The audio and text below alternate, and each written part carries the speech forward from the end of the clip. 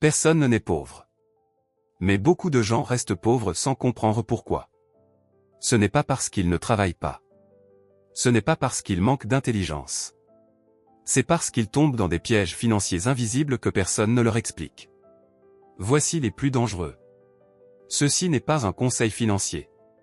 1. Confondre revenu et richesse. Gagner de l'argent ne veut pas dire être riche. Tu peux avoir un bon salaire et rester pauvre toute ta vie. Si ton argent entre et sort aussitôt. S'il sert uniquement à payer des factures. S'il ne travaille jamais pour toi. Alors tu n'es pas riche, tu es juste occupé. La richesse, ce n'est pas ce que tu gagnes. C'est ce que tu gardes et ce que tu fais fructifier.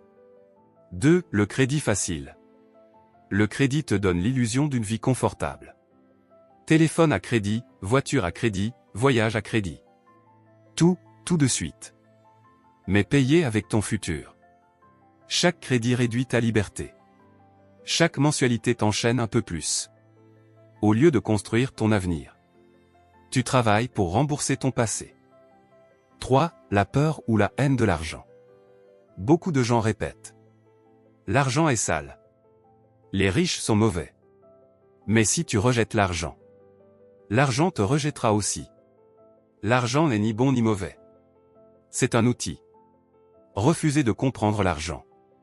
C'est accepter de rester dépendant de ceux qui le maîtrisent. 4. Dépenser pour impressionner. C'est l'un des pièges les plus courants. Acheter pour montrer. Dépenser pour prouver sa valeur. S'endetter pour paraître riche. Pendant que certains changent de téléphone chaque année. D'autres investissent en silence.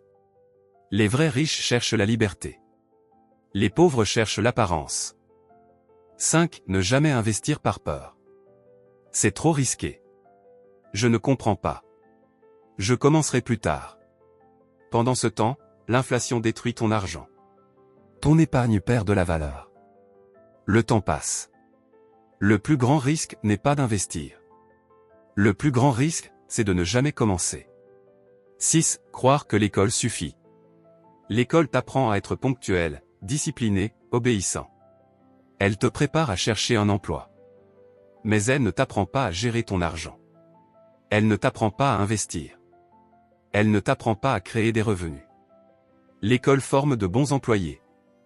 Pas des personnes financièrement libres. 7. Attendre le bon moment. Beaucoup attendent d'avoir plus d'argent.